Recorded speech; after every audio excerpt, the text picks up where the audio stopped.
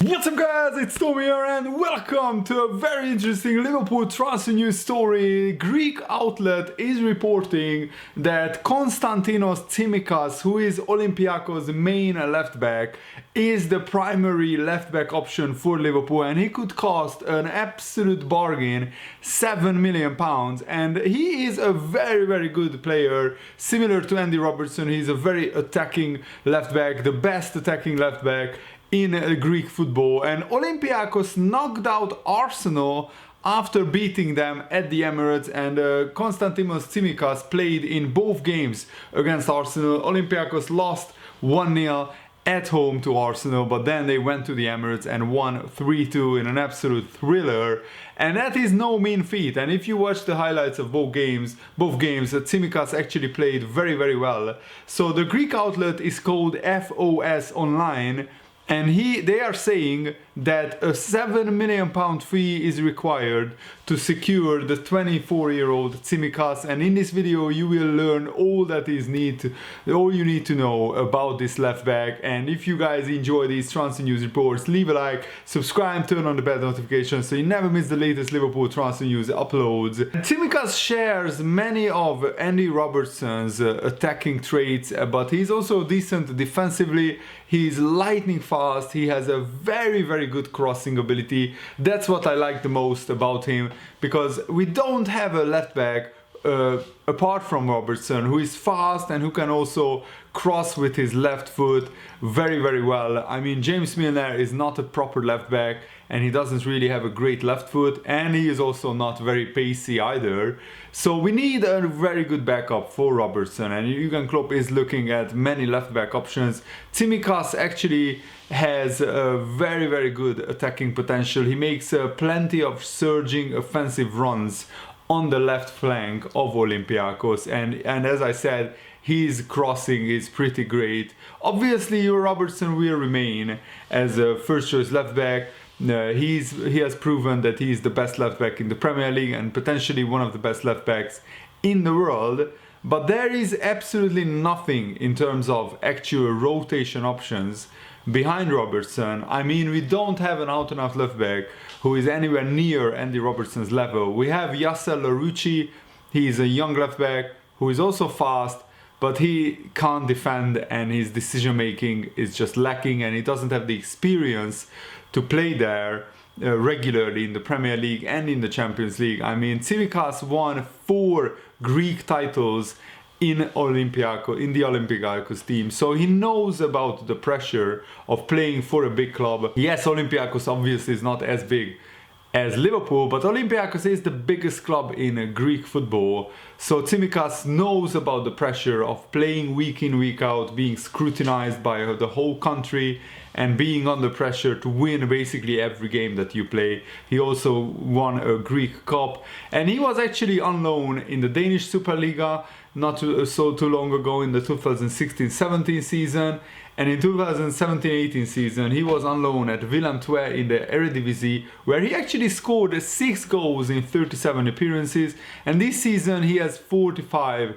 appearances across all competitions, and in the Europa League he played 15 times, which is this season, which is pretty impressive as well. So Olympiacos was in the Champions League group stage and they dropped down to the Europa League, but actually Tsimikas has been included in the UEFA Champions League rookie team of the group stage in this February, and also Tsimikas was one of the best 11 rookie players of the 2019-20 Champions League group stage according to WhoScored.com, a website which evaluates players' performances based on their statistical showings. So it just shows that Tsimikas has a great potential, and he has made a grand total of 34 appearances across all competitions, contributing with 6 assists.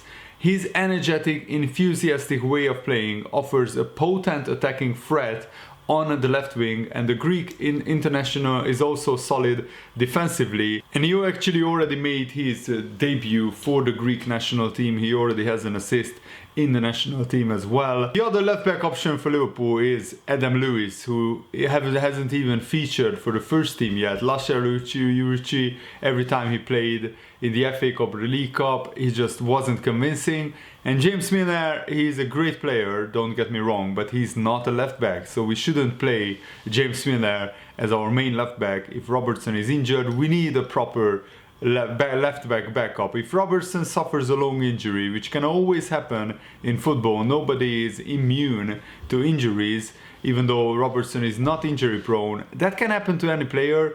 Then we need a proper replacement, a proper left back who can come in and hit the ground running. And also it would offer Jurgen Klopp to rotate in the left back position, and Robertson wouldn't be able to require to play almost every game, and that will lead to burnout and fatigue and ultimately injuries.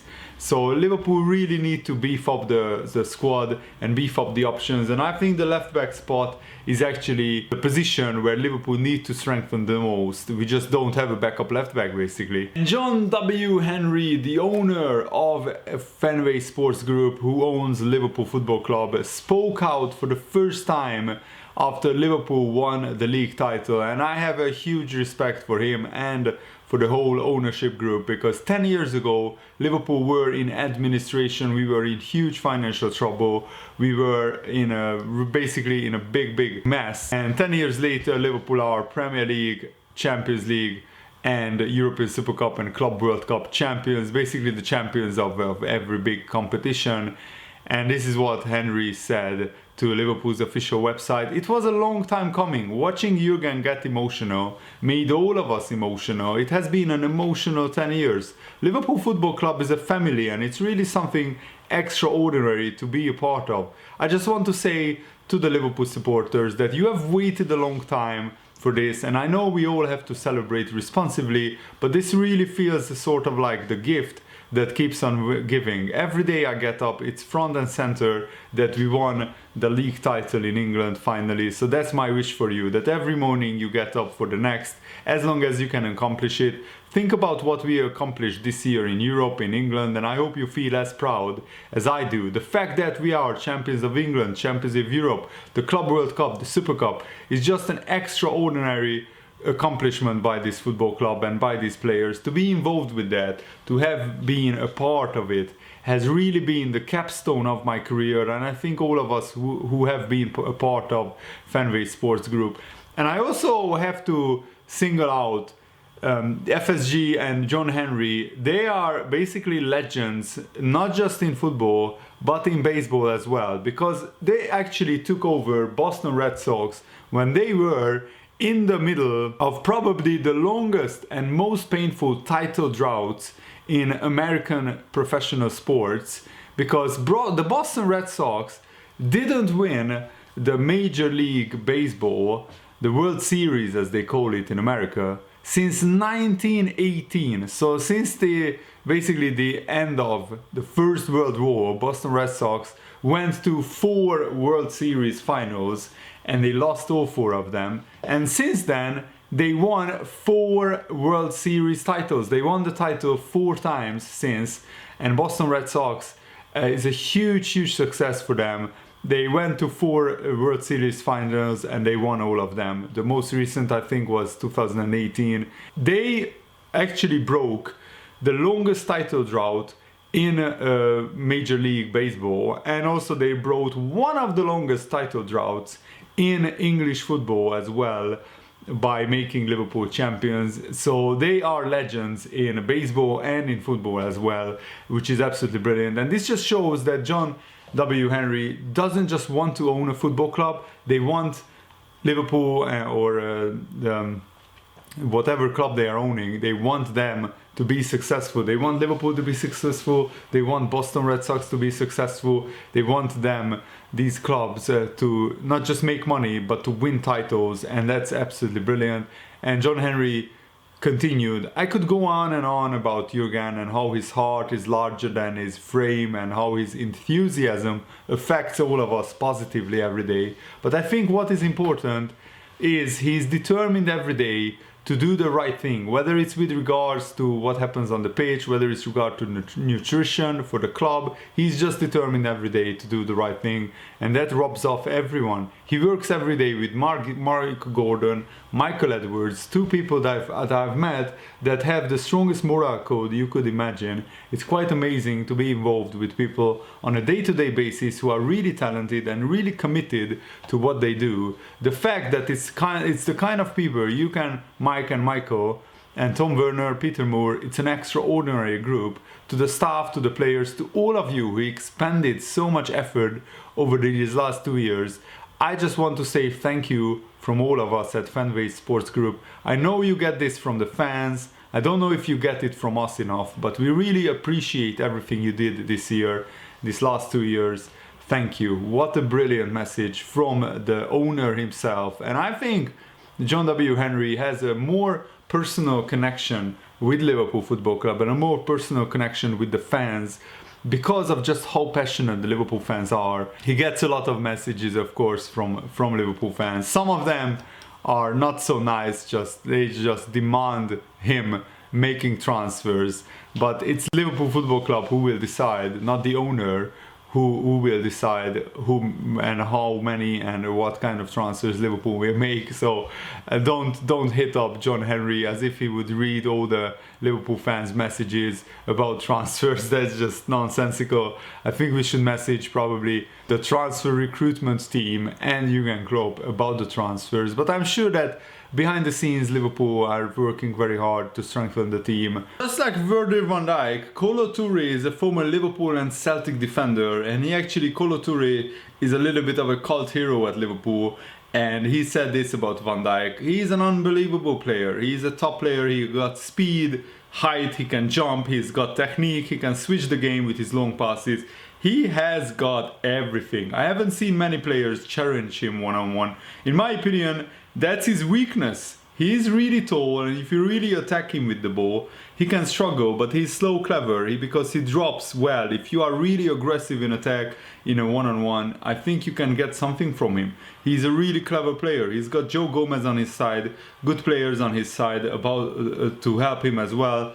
There are good players around him, and I think that makes his game easy. But I think he's got so many qualities. And of course, Kolo Toure remembers the 2013-14 season where Liverpool failed to win the title.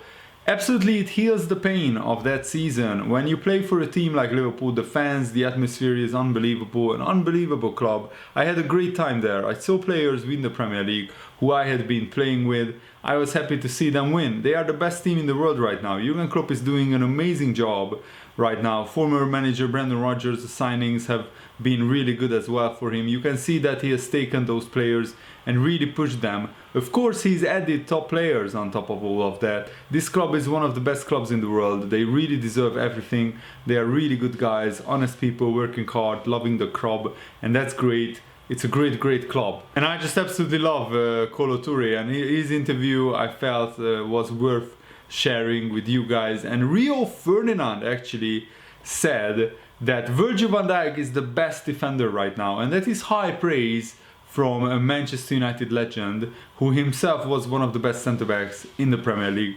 I love him. I think he's the best in the world right now. That's actually what Rio Ferdinand said about Virgil van Dijk.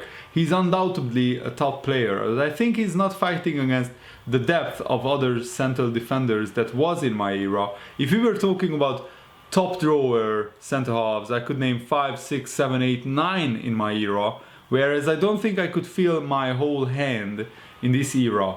And that's no disrespect to the current defenders, but we are talking about top players here. Though I think in any era, he looks like a top player, Van Dijk. The game's a bit different now. The only thing I would like to see him do is play against two strikers, to see him up against two players and see him do 1v1 all the way through the 90 minutes, week to week. When I was playing, you were playing against two strikers all the time, whereas now you've got one striker and two wide men, leaving the fullbacks to take care of the wide men, and you've got two people taking care of one striker. So you get time to breathe, time to relax a little bit and let your partner handle the striker for a little bit. I would like to see him in that environment, but I think he would still handle it. And Rio Ferdinand said, if I would be naming my top 5 centre-halves in the Premier League's history, I think Vidic, Kompany, John Terry, Van Dijk and Sol Campbell, they would be my 5. If you replace Vidic with Ferdinand himself, then that's my top 5 centre-halves in Premier League's history. So Vincent Kompany, Rio Ferdinand, John Terry, Van Dijk and Sol Campbell. I think that's very, very good 5 centre-backs. You could involve a lot of other players. Adams from Arsenal, Yap Sam from Manchester United, Jamie Carragher from Liverpool. There are just so many great centre-backs that were in the Premier League history. And according to James Milner, Liverpool must improve and up their game if they want to win the title next season.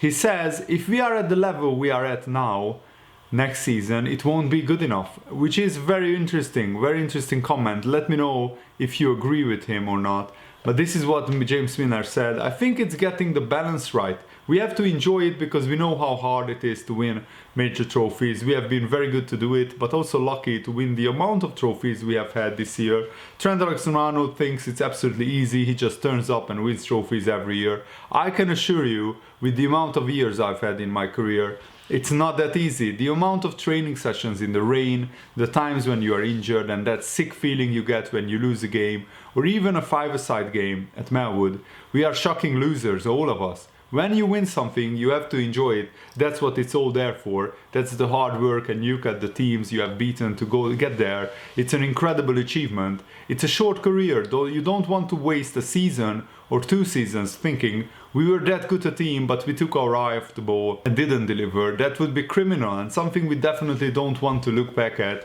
We have a couple of weeks to enjoy this and enjoy being champions, and then as soon as next season starts, it's down to the fans to carry on enjoying it and enjoy being champions for us. We have to do our job, get on that field and be even better than this season. If we are at the level we are at now next season, it won't be good enough. It's always special to win the Premier League title, as it's incredibly difficult to do. But how long this club has waited, how desperately they were for it and waited for it. You see the history, all the times they have won it before, and the wall of champions. I've said a number of times to you guys how desperate I was to change numbers, to change those numbers on that board, and to be able to do it a few times in a year is great, and it's really special. It's special when you are driving around the city and seeing the flags outside people's houses and how much it means to everyone. It means a lot to us because it's what we have been striving to achieve as a group. The fans have waited so long, and you think of the different generations. People have seen it before and have been desperate for it to happen again. Fans who weren't born the last time it happened and have heard about all this success but have never seen it themselves. When you think about those generations, it does make it special and you feel proud to be a part of it. What a brilliant interview by James Milner, and I fully agree with him. I really hope that you guys enjoyed this video. I had fun making it. Thanks for watching. Have a nice day. See you later. Goodbye.